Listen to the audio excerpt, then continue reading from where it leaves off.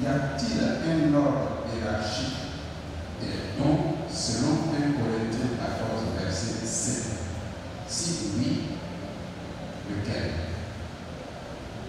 Ok. J'espère que tout le monde a compris les questions. Tout le monde a compris les questions. Ok. Donc nous allons commencer par la première question. Le frère va bien lire la première question et nous allons procéder à la réponse. La première question de notre frère dit ceci. Je voudrais savoir l'ordre hiérarchique dans l'Église, à commencer par le berger jusqu'au dernier croyant. Amen. Voici ce que demande notre frère. L'ordre hiérarchique dans une église locale, ça, dans une L'église locale a commencé par le pasteur jusqu'au dernier fidèle. Quel est l'ordre hiérarchique? Une sœur veut-elle dire quelque chose à ce sujet?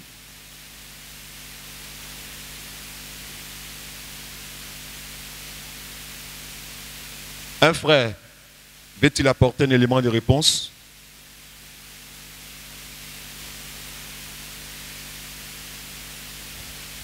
Frère Yves. Amen. Je vais partir d'abord dans l'Ancien Testament pour faire comprendre quelque chose à mon frère. Mais le passage, ça m'a échappé. Je crois que c'est dans Néhémie 8, après verset 8. Il y a quelqu'un qui a pris la parole. Il devait lire dans la loi, je crois. Il faut voir Néhémie 8, verset 8 à 9. C'était comme ça. Avant d'arriver dans l'église, il y a d'abord quelque chose qu'on doit comprendre.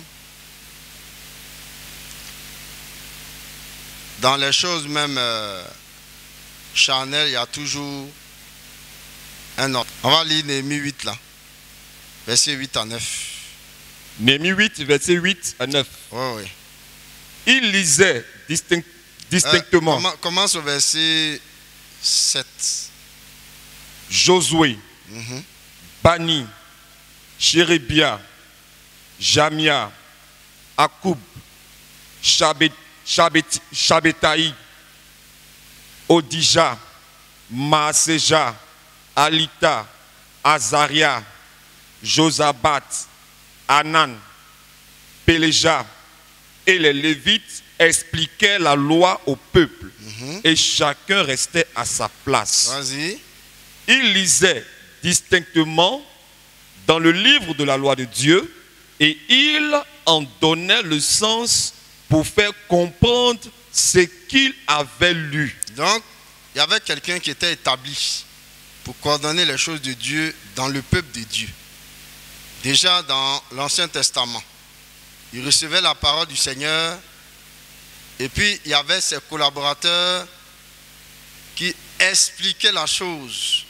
Mais là encore, on nous précise qu'il lisait distinctement ce qui était dans le livre de la loi et il en donnait l'explication pour que chacun sache comment s'orienter vis-à-vis de ça. Maintenant, dans Hébreux 1, verset 14, on nous dit quelque chose. Hébreux 1, verset 14. Oui, si tu as trouvé, tu peux lire. Hébreux chapitre 1, verset 14. Oui. Ne sont-ils pas tous des esprits au service de Dieu, Oui. envoyés pour exercer un ministère en faveur de ceux qui doivent hériter du salut? Ceux-là, ces serviteurs de Dieu là, ils sont mandatés par Dieu pour exercer un ministère en faveur de ceux qui doivent hériter du salut. Mais cela ne se fait pas dans le désordre. 1 Corinthiens chapitre 11, à partir du verset 3 au verset 4. 1 Corinthiens 11 à partir du verset 3. Oui. Je veux cependant que vous sachiez que Christ est le chef de tout homme, que l'homme est le chef de la femme et que Dieu est le chef de Christ. Donc, voici la hiérarchie. Il dit que celui qui est en premier là, c'est Dieu d'abord. Après Dieu, il y a Christ, le oint, la bouche autorisée à parler dans l'église. Le berger, celui qui oriente, celui qui a la feuille de route, le guide. Maintenant, il y a l'homme, il y a la femme. Voici comment les choses sont gérées.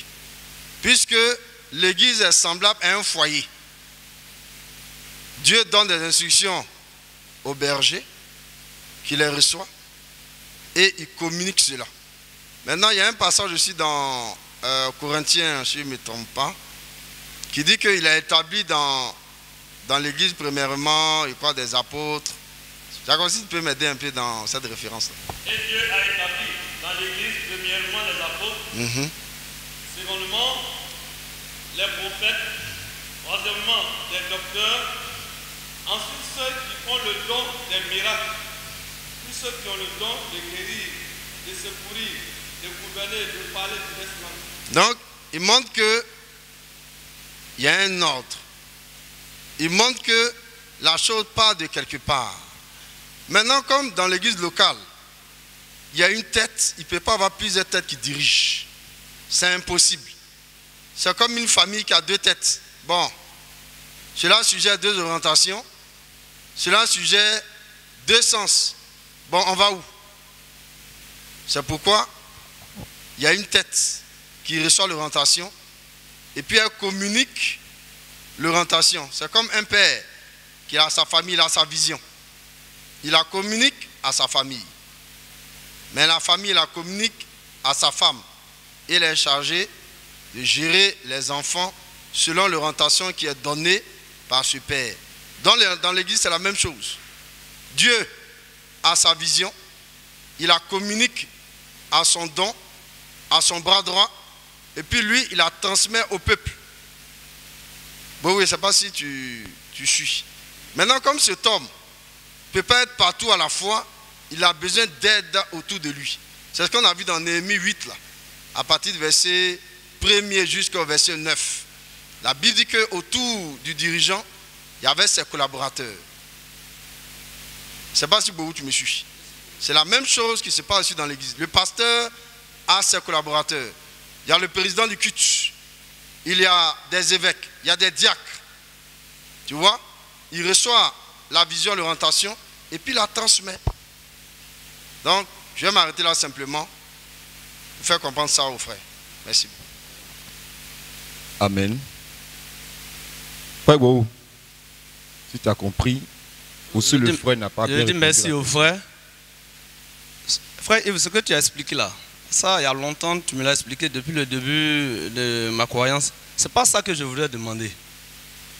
Ce que je veux demander, selon l'ordre dans l'église qu'on nous a prêché, je veux voir, vu qu'on a établi des diacres, des évêques, des administrateurs, c'est l'ordre dans l'église locale là que je cherche. Sinon, ce que tu as cité là, je sais, mais je veux voir après le pasteur dans l'église locale où nous sommes là, qui vient, c'est les diacres, c'est l'évêque, c'est l'administrateur, c'est ce que je veux chercher, je veux comprendre.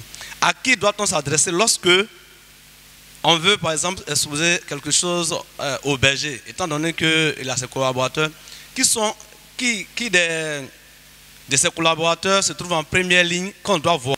Ce que je suis en train de demander. Voilà. Ok. Actes chapitre 15, verset 22. La Bible dit, alors il parut bon aux apôtres et aux anciens et à toute l'église de choisir parmi eux et d'envoyer à Antioche Paul et Barnabas.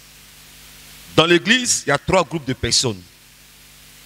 Il y a ceux qui sont à la prédication, c'est-à-dire le pasteur, le ministre. Il y a les anciens et il y a le peuple. Amen. Il y a le peuple. Maintenant, ce qui est juste et correct, c'est le Saint-Esprit qui est établi sur l'église. Ça, c'est la première hiérarchie. 2, c'est celui qui est la tête de l'église, c'est-à-dire établi par le Saint-Esprit, ou à son absence, celui qui a été voté par le peuple, dont le pasteur, je vais parler. C'est-à-dire, il peut arriver que le pasteur ne soit plus là et l'église vote un pasteur. Automatiquement, il est à la tête de l'église. c'est lui qui est établi sur toute l'église. Maintenant, les autres postes, dont diacre, dont évêque, dont administrateur. Un diacre n'est pas établi sur un évêque n'est pas établi sur un diacre. Le diacre n'est pas au-dessus de l'évêque n'est pas au-dessus du diacre. Mais le diacre, il est établi dans sa fonction de diacre en fonction du travail qu'il fait. Donc, tout ce qui concerne le diaconat, le diacre est responsable de cela. En dehors de ça, le diacre ne peut pas outrepasser ces limites-là pour aller faire autre chose. Le prophète dit que chacun a sa tâche et a son poste. Que le diacre ne doit pas faire ce que l'évêque fait et l'évêque ne doit pas faire ce que le diacre fait. Et le diacre ne doit pas faire ce que l'administrateur fait. Mais les deux travaillent en collaboration. Maintenant, il faut connaître les fonctions du diacre. Alors, c'est dans sa fonction de diacre que lui, il est responsable en ce qui concerne le diaconat. Les diacres s'occupent de la nourriture, de l'ordre dans l'église. Donc, le diacre peut venir dire ici, je ne veux pas que les sœurs bavardent dans l'église, que ne vous asseyez pas ici, asseyez-vous là. Donc, quand le diacre dit, assieds-toi ici, et que tu désobéis, c'est à une autorité que tu as désobéi. Je ne sais pas si tu comprends. C'est à une autorité que tu as désobéi. Voilà. Maintenant, l'administrateur aussi, ils ont leur rôle. Mais tout cela, c'est le pasteur qui est établi sur eux.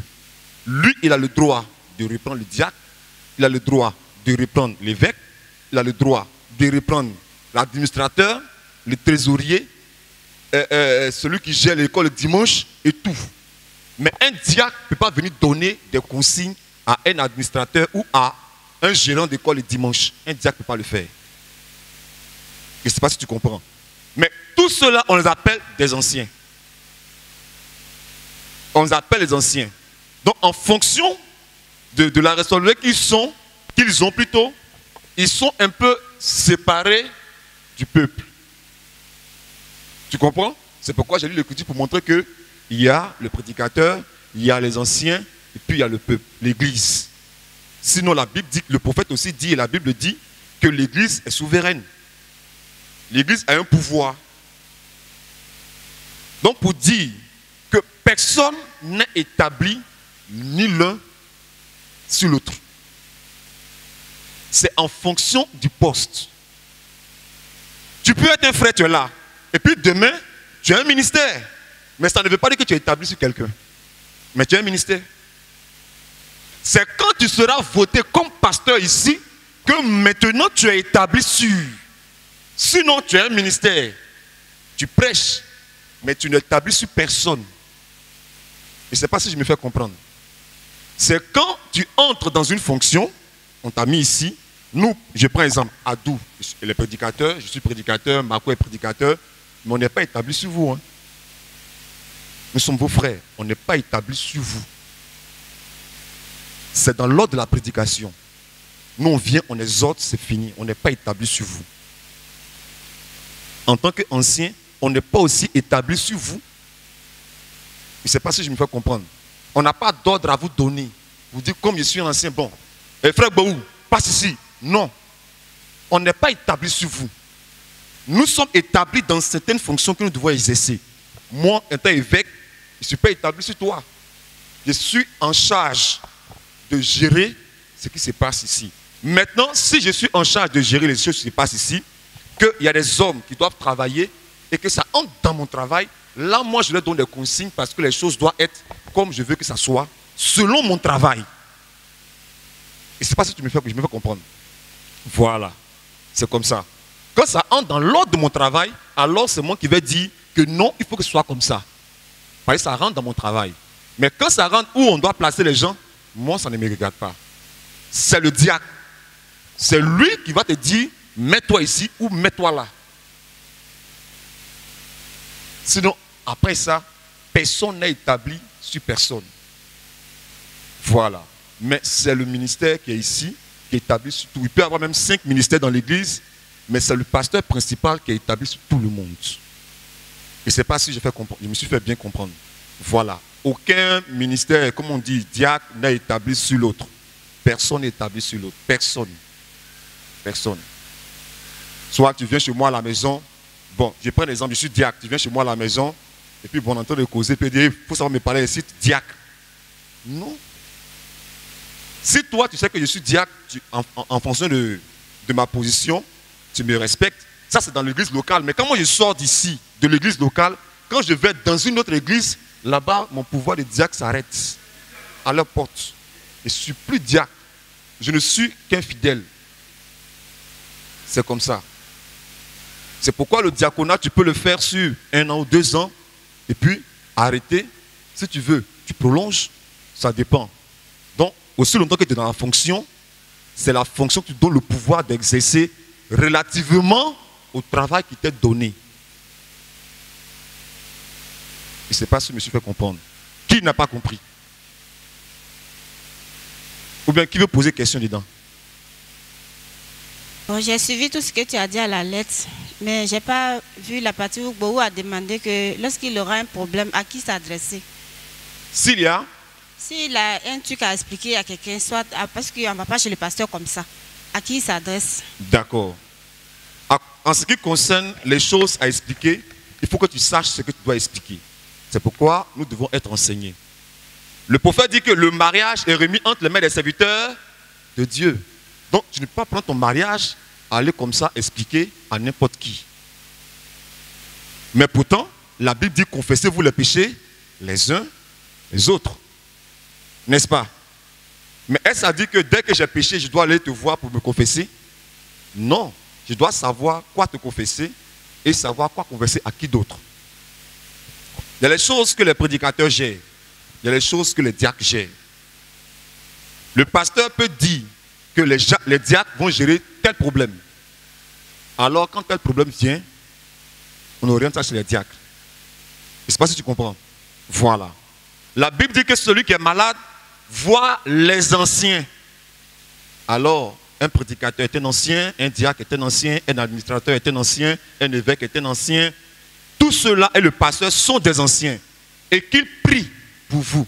Donc, il y a les cas où on voit telle personne, il y a les cas où on voit telle personne, il y a les cas où on voit telle personne. Cela dépend des cas.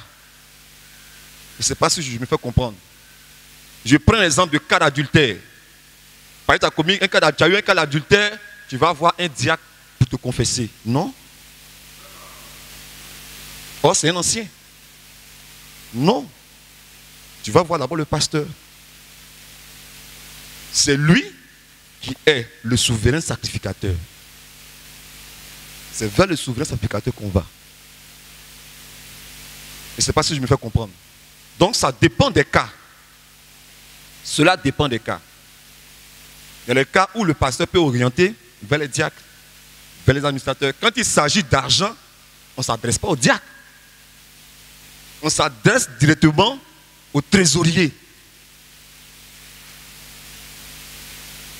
Je ne sais pas si je me fais comprendre. Ok. C'est bon? Il y a encore des questions sur ce point?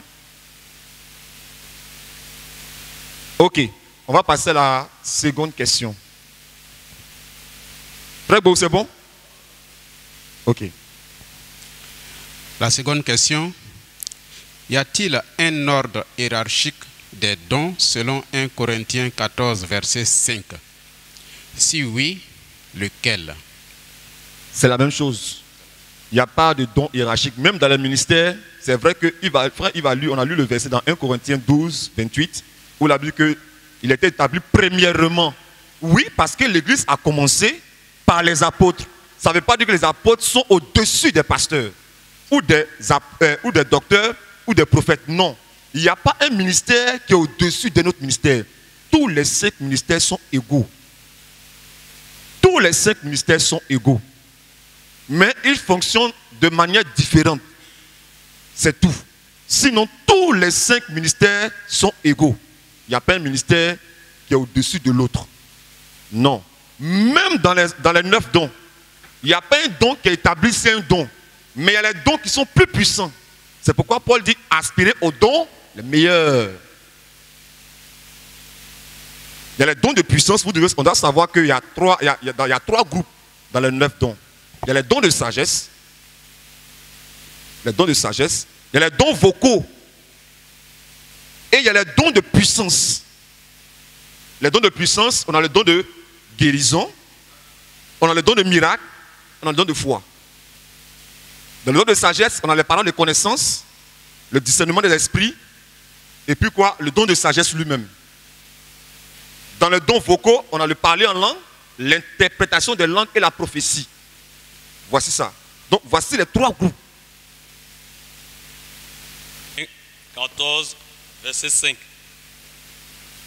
Il dit, je désire que vous parliez tous en langue, mais encore plus que vous prophétisiez.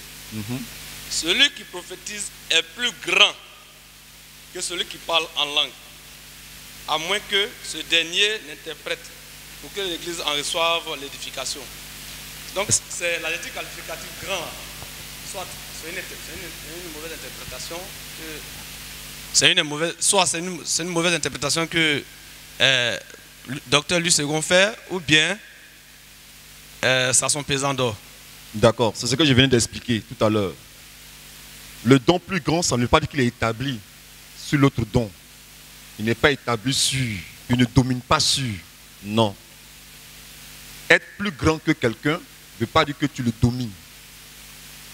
Être plus puissant. C'est pourquoi j'ai parlé des dons qui sont plus puissants. J'ai parlé des dons qui sont plus puissants. Mais ça ne veut pas dire qu'ils sont... Si moi j'ai un don de prophétie, parce que le don de prophétie est un don puissant. J'ai un don de prophétie, donc je suis établi sur celui qui a un don de sagesse. Non, excuse-moi. Tu n'as pas dit hiérarchie, c'est pourquoi nous parlons. Quand je parle d'hiérarchie, là, je Oui. parle de... Bon, peut-être qu'hiérarchie, je parle de la grandeur. Le mot grand, là, c'est grand par rapport à quoi? C'est... Quand je vois le don de discernement comme cela, là, le don de discernement des esprits, je sais que le Seigneur lui-même l'a manifesté ça plusieurs fois.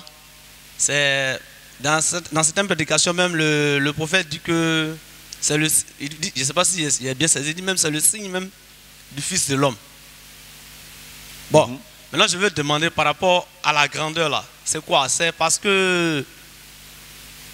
Je ne sais pas, je veux voir la grandeur là, c'est par rapport à quoi? Je ne dis pas que l'autre est établi, je ne parle pas d'établir sur quelque chose. Mais je veux voir la grandeur, c'est par rapport à quoi? Ok.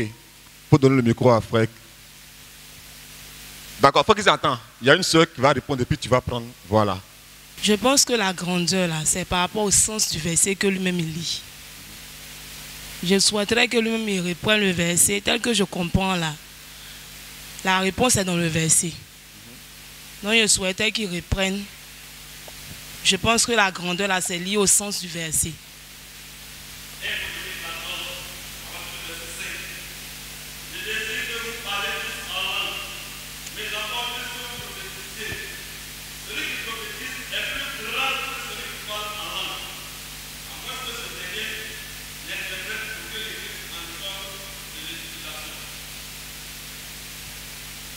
Donc quand il dit que celui qui prophétise est plus grand là, et il continue pour dire à moins que, c'est pour dire que là il y a une condition. Donc quand il dit celui qui prophétise, là, quand quelqu'un prophétise là, on comprend ce qu'il dit. Or celui qui parle en langue, s'il n'y a pas d'interprétation, on ne va pas comprendre. Donc c'est comme si son don là c'est inutile. Donc celui qui prophétise est grand parce que celui qui parle en langue, s'il n'y a pas d'interprétation, c'est inutile. Maintenant il continue pour dire à moins que. Donc ça veut dire que celui qui parle en langue, s'il a une interprétation, là, il est égal à celui de la prophétie.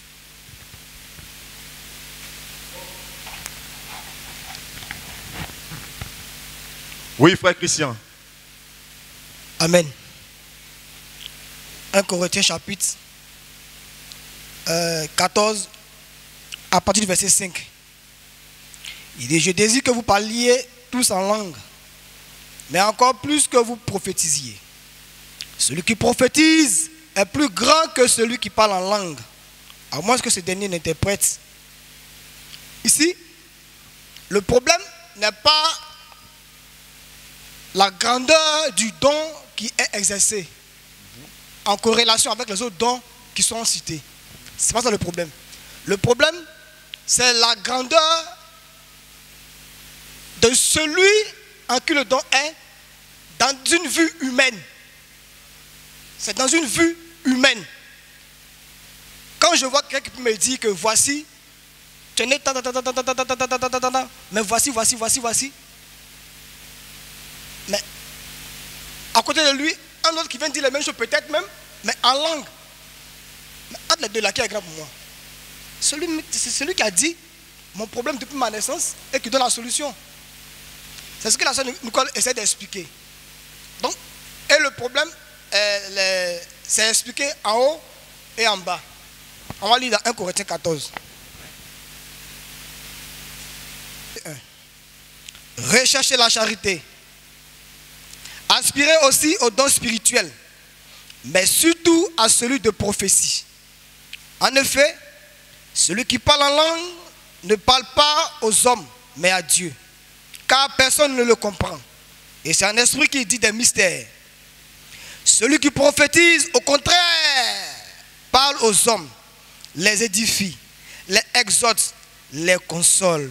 Voici là où se trouve la grandeur de celui en qui se trouve l'esprit de prophétie. C'est là que se trouve sa grandeur. On est ici, c'est pourquoi on a l'habitude de dire que, et le pasteur avait toujours dit, bon, on peut mettre à côté, on est là pour être édifié. On est là pour être édifié. Donc là, il montre un peu que l'édification est bonne, la consolation est bonne, et aussi l'exhortation aussi est bonne. Et quand toutes ces choses se trouvent dans un homme, dans un don, mais on le voit grand. On le voit grand.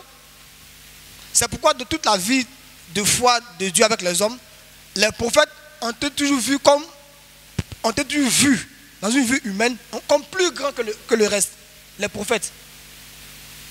Et pourtant, c'est le même esprit qui fait que d'autres chantent, on appelle chantre, d'autres jouent, on appelle instrumentistes, d'autres font aussi, mais les prophètes, ils ont toujours marqué l'histoire, toujours marqué leur temps avec le ministère qu'ils ont. C'est là qu'il explique. Maintenant, en bas, plus bas encore, il parle ça clairement maintenant. On va voir. Comment est-ce que c'est grand il dit, je lis rapidement, verset 5. Je désire que vous parliez tous en langue, mais encore plus que vous prophétisiez. Celui qui prophétise est plus grand que celui qui parle en langue, à moins que ce dernier n'interprète pour que l'Église en reçoive l'édification. C'est-à-dire que si quelqu'un qui prophétise, qui parle en langue, il explique ce qu'il a dit, il revient au même niveau que celui qui prophétise. C'est-à-dire à moins que. Dès qu'il fait ça, mais ils sont la même chose, on les voit la même chose. Lui il parle à Dieu, puis il explique. Donc on le voit à la même enseigne. Tu vois? Mais il continue pour expliquer comment est-ce que la prophétie est grande. La prophétie est bonne. À moins que ce dernier l'interprète pour que l'Église en reçoive l'édification. Et maintenant, frère, de quelle utilité serais-je si je venais à vous parlant en langue et si je ne vous parlais pas par révélation ou par connaissance ou par prophétie ou par doctrine? Si les objets inanimés qui rendent un son comme une flûte ou une harpe ne rendent pas des sons distincts, comment reconnaîtra-t-on ce qui est joué sur la flûte ou sur la harpe? Si la trompette rend un son confus, qui se préparera au combat? Voilà. Donc, si deux personnes viennent, celui qui a la langue, il dit c'est mystère. Ça ne me édifie pas. Donc ça ne me pousse pas à m'apprêter au combat.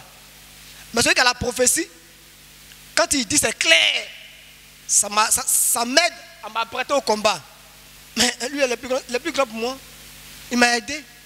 À cause de lui, au combat. Donc je me sauve à cause de lui. Je peux me sauver à cause de lui. Donc je le vois grand, mais c'est dans une vue humaine. C'est dans une vue humaine. Dieu voit ça comme celui qui fait tout.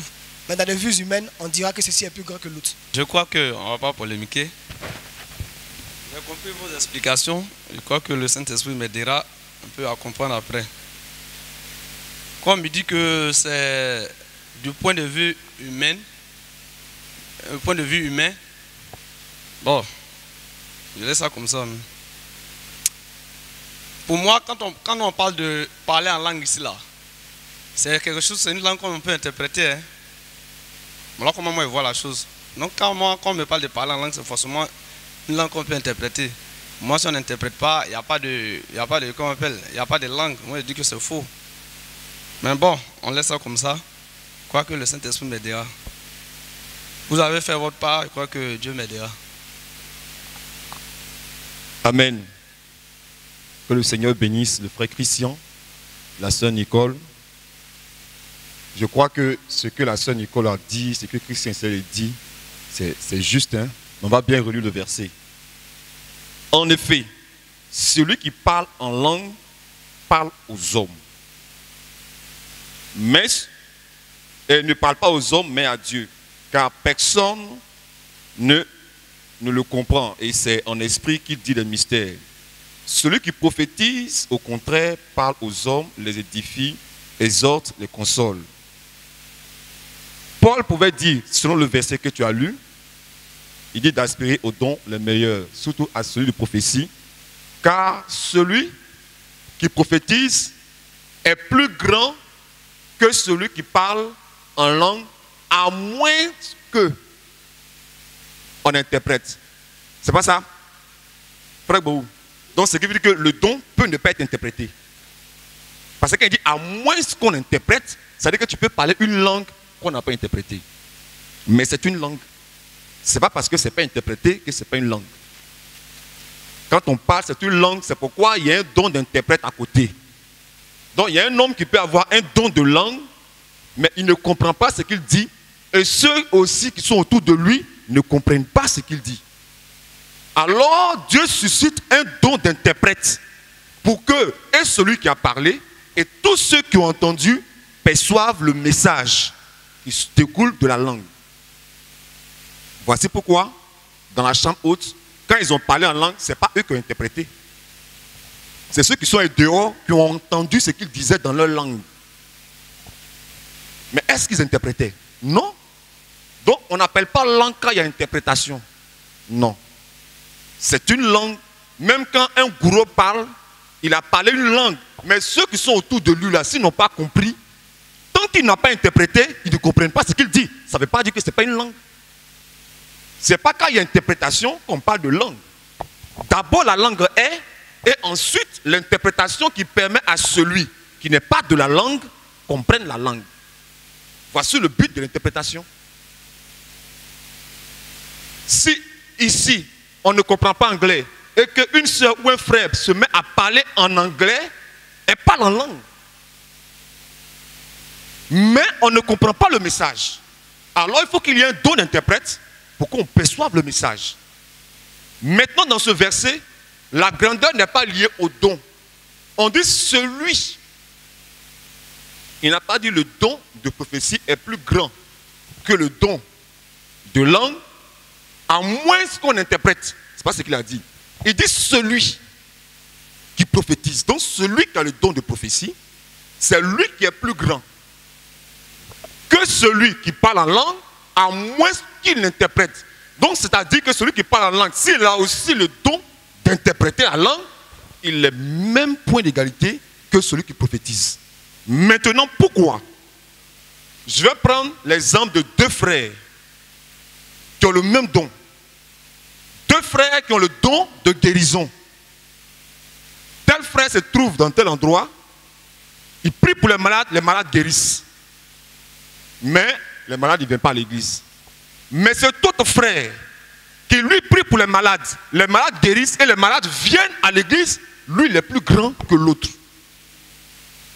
Mais c'est le même don.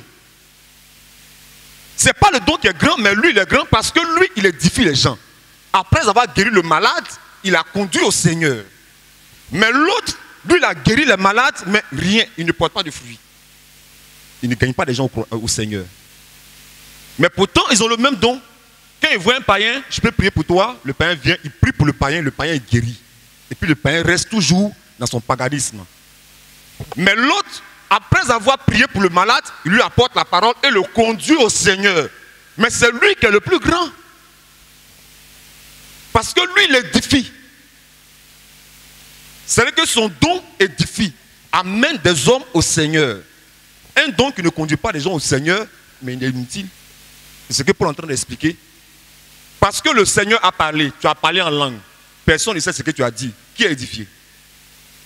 Mais c'est quand les gens ont compris ce que tu as dit, alors nous comprenons s'il y a un problème. Aussi, c'est un message, un avertissement que le Seigneur est en train de nous donner. Sinon, frère Bohou, il peut arriver qu'on donne une prophétie en langue. Tu sais ça au moins? Voilà, mais ce n'est pas une prophétie. Pour te dire que même celui qui a le don de prophétie peut avoir même le don de langue et puis prophétise en langue. Donc le problème, ce n'est pas les dons, mais c'est celui qui en fait usage. C'est de lui dont on rentre le témoignage dont on rentre, c'est celui qui en fait usage. C'est de sa grandeur qu'on parle, pas de la grandeur du don. C'est celui qui en fait usage. Voilà, c'est comme cela. Sinon, dans les dons, quand on prend les dons, regarde, ce sont les deux dons sont dont on a parlé.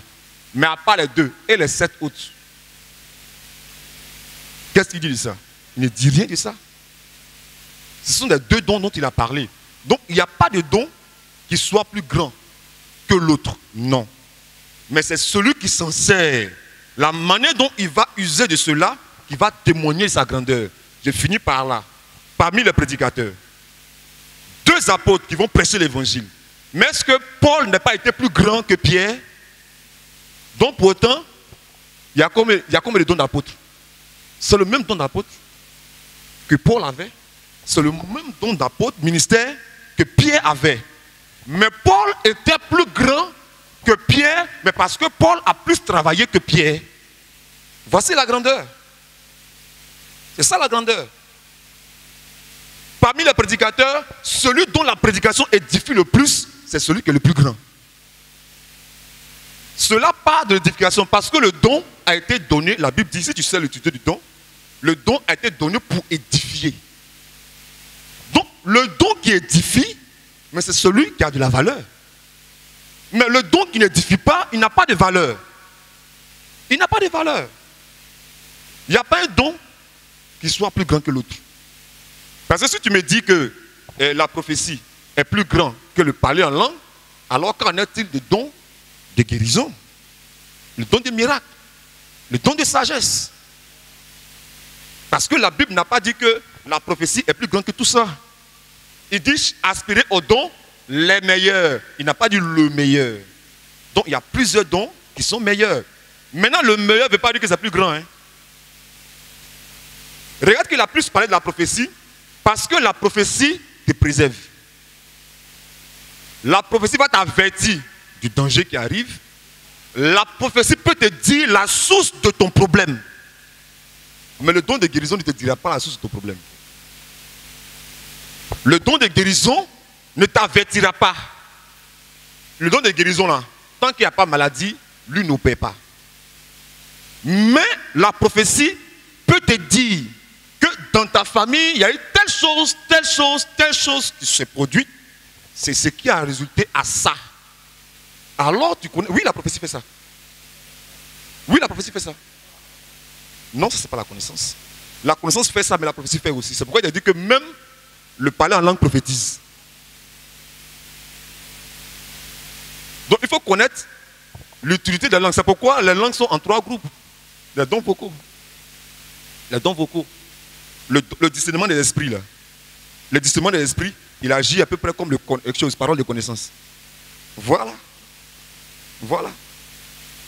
Ils agissent même par la même chose. Le don de guérison, il agit comme le don de miracle. Parce que celui qui a le don de miracle, il peut prier pour un malade, puis le malade a guéri. Mais ça ne veut pas dire qu'il a un don de guérison, il a un don de miracle. Le don de foi aussi, il opère comme le don de miracle, comme le don de guérison. Le don de foi. Parce que voici pourquoi les 3 sont dans un groupe. Voilà. Donc, chaque don a une similitude, si je dois me dire ainsi, pour ne pas abuser. Voilà. Voilà. Pour dire, ils ont un rattachement. C'est comme ça. Donc, un frère peut prophétiser en parlant en langue. Maintenant, celui qui a le don d'interprète, il va interpréter la prophétie. Alors, c'est une prophétie. Mais il n'a pas un don de prophétie, mais il a apporté une prophétie. Mais pas le don, mais celui-là qui a fait cela. Amen. C'est comme ça. Mais la prophétie, soit une soeur ou un frère qui a un don de prophétie, le pasteur peut lui dire, vraiment, on a prié pour tel cas, on a tout fait, on ne peut pas. Va, consacre-toi, et puis tu nous reviens. C'est pourquoi le prophète a dit dans l'ordre dans l'église, il dit, ceux qui ont le don de langue, d'interprétation et de prophétie, se mettent ensemble et ils prient avant le culte, afin que s'il y a un message de la part du Seigneur, eux le reçoivent. Ils le mettent sur écrit et ils l'apportent. Mais celui qui a le don de guérison, lui ne reçoit pas les messages. Lui, on lui présente un malade et puis il prie pour la personne. C'est tout. Mais lui qui a le don de prophétie, lui, il t'avertit. Il est comme une sentinelle. Il est comme une sentinelle. Il voit dans le passé et il voit dans le futur pour t'avertir. C'est pourquoi Paul a voulu qu'on aspire à ça. Parce que ça protège l'église. Ça protège l'église. Si un problème doit venir, lui, il a déjà vu ça, il a averti. On prend les dispositions pour éviter le problème. Tu comprends? Mais je crois que le Seigneur fera grâce. Tu vas comprendre. Sinon, il n'y a pas un don qui soit plus grand que l'autre. Tous les dons sont grands et puissants. Mais c'est celui qui en fait usage qui peut être moins ou grand. Voilà. Amen. Il y a une question dessus encore? Quelqu'un veut poser une question allant dans le même sens? Sœur, vous avez compris? Sœur, vous avez compris? D'accord. Amen. Il n'y a plus de questions? Ok, que le Seigneur nous bénisse. Sur ce, on va prendre fin à notre séance de questions et réponses. Le frère Adou. Connais-tu cette cité, la cité céleste?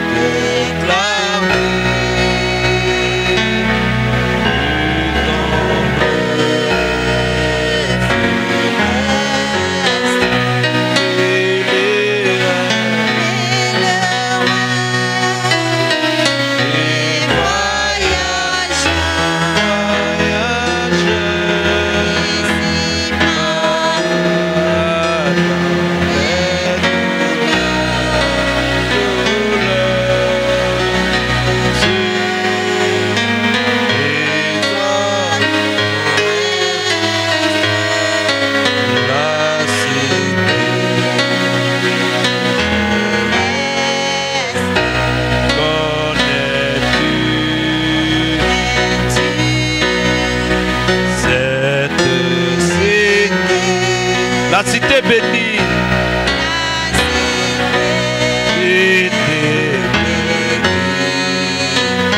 où tout est félicité.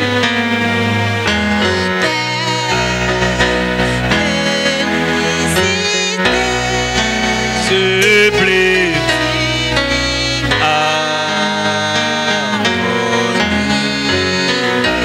l'agneau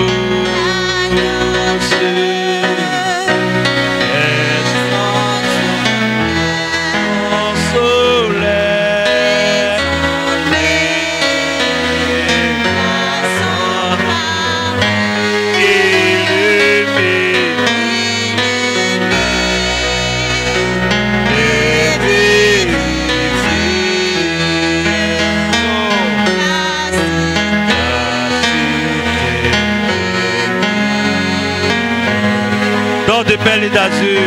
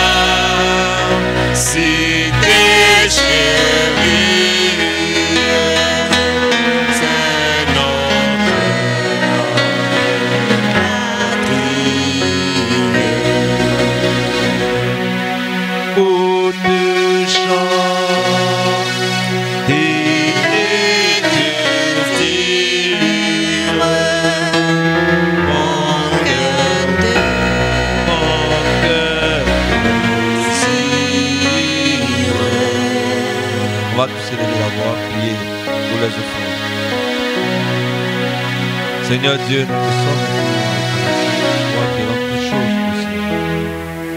Merci pour ce culte. Merci pour les prières. Merci pour les questions-réponses. Merci d'avoir été avec nous. Éternel Dieu, que la gloire et l'honneur te reviennent. Sois loué, sois béni. Béni sois-tu encore, Père éternel, pour tes bienfaits. Gloire et honneur te reviennent. Merci, Père éternel, pour tout ce que tu fais dans notre vie. Sois loué, sois béni. Éternel, tandis que, Père, nous nous séparons, nous voulons que tu tiennes dans ta main chaque vie, chaque personne. Bénis aussi le culte de demain. Bénis encore l'évangélisation de ce soir. Éternel Dieu, nous te recommandons la suite de toutes choses et que la gloire seule te revienne. C'est dans le nom précieux de Jésus que nous t'avons prié. Amen.